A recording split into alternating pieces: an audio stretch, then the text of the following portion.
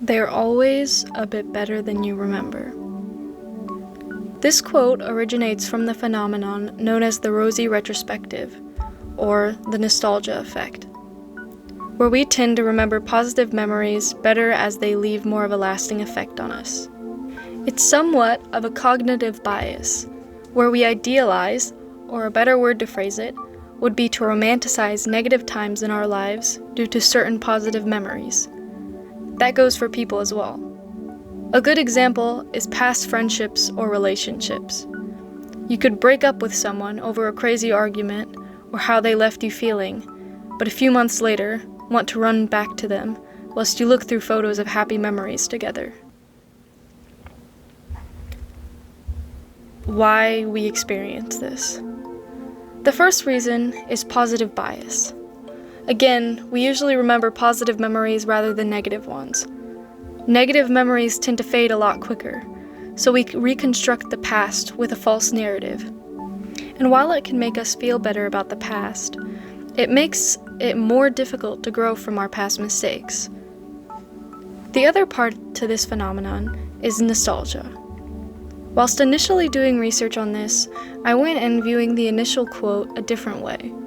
When reading, I imagined we as people experience growth, and as time goes on, it wouldn't hurt to call up an old pal to see what they're up to and how they're doing in the present.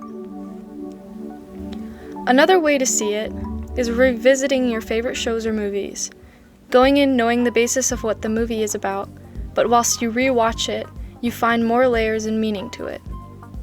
However, a lot of articles and videos linked to this phenomenon revolved more around nostalgia.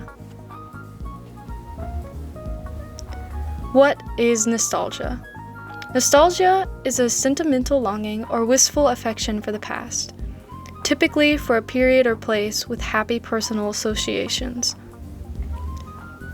A good example of nostalgia for people in modern day could be COVID-19. A lot of us who are stuck inside of the house every day would scroll social media as an outlet for their boredom. Things being posted like, some big ones in 2020 were cosplay and artists who shared their creativity. We as a society hated on people like that and constantly made fun of them for being cringy and dumb. But looking back on it now, we seem to view it as a better time, one where we were not worried about what we did or how we looked. We looked back through rose-colored glasses. Another good one is childhood. Back in my day is something we often hear. Everyone looks back on their childhood. They see it as a simpler time, where they were free and could care less about things like bills or a job. And growing up is difficult. Throughout childhood, we face so many problems on the day-to-day basis, but we don't remember it through the negativity. We remember it all through all of the good times. The science behind it. The Rosy Retrospective is, as we already know, the brain's way of reconstructing memories. This is influenced by our current feelings and what we've experienced since the original event.